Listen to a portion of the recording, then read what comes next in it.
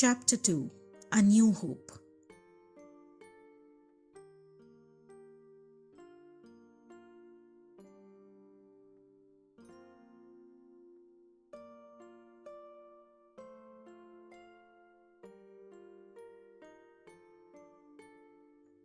And there it was.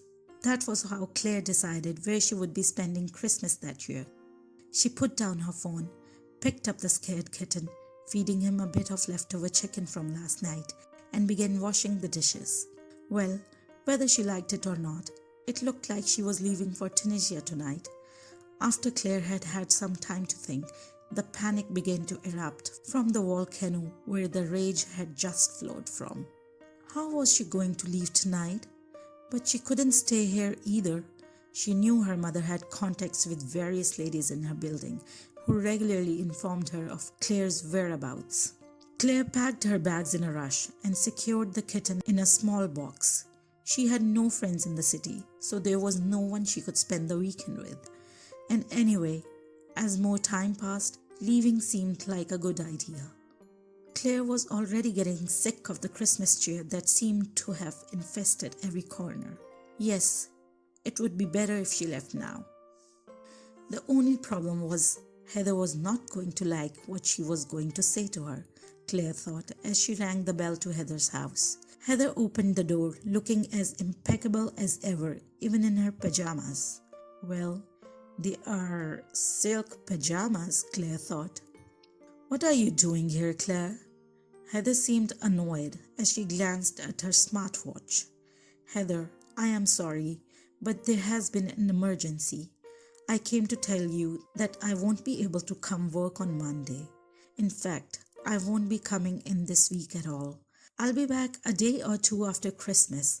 And here, please, Claire said, placing the small meowing box into Heather's hands, who looked entirely confused.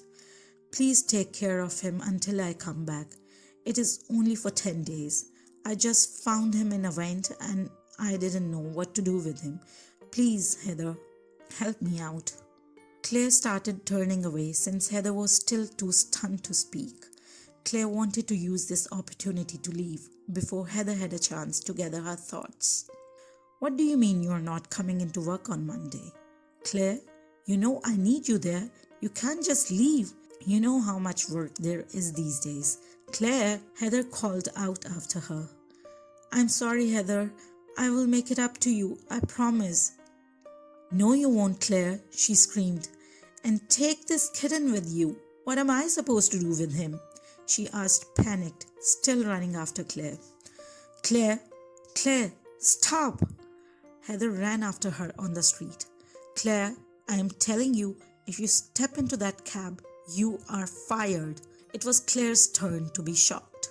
She didn't think Heather would go this far. Fine, she said, speaking from the same volcano of rage that had started this whole thing. I will be back for the kitten in 10 days, she said, giving Heather a death glare. And with these words, she got into the cab, even more shaken than she had been after the call to her mother. It seemed like someone else had suddenly started making decisions for her.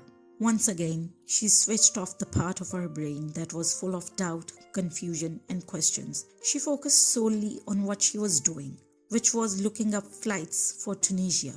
She couldn't find a direct flight, but after much looking, she found a connecting flight that would land her in Tunisia in slightly under 24 hours.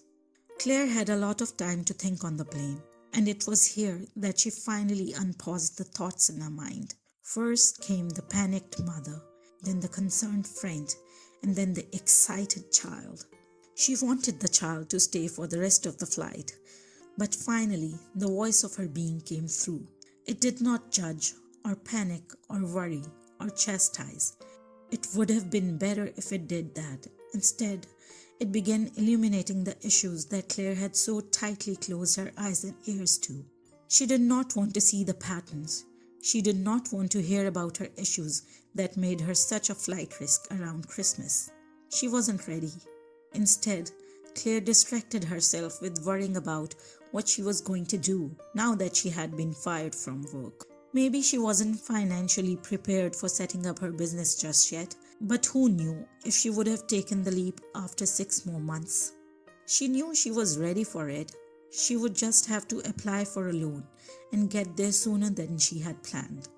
She could continue working some freelance writing gigs to keep her going until then. Claire heaved a sigh of relief. Once again, it felt like quitting the job had been the right decision. Maybe she had been ambushed into it, but somewhere in her gut, she felt absolutely certain that both of the decisions that she had made that night were the right ones, including the decision to visit Tunisia, it seemed, because as she began looking up Tunisia on her phone, she found it had a beautiful, rich architectural history and amazing historical sites that Claire would love to visit. Wow! That's where part of Star Wars A New Hope was shot as well.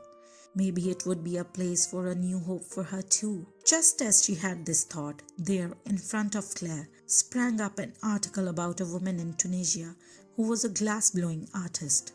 It was the universe very openly conspiring to bring Claire home to her dreams. Claire's shock was different this time. It was a reverent, quiet surprise that plunged her into a fit of cathartic crying.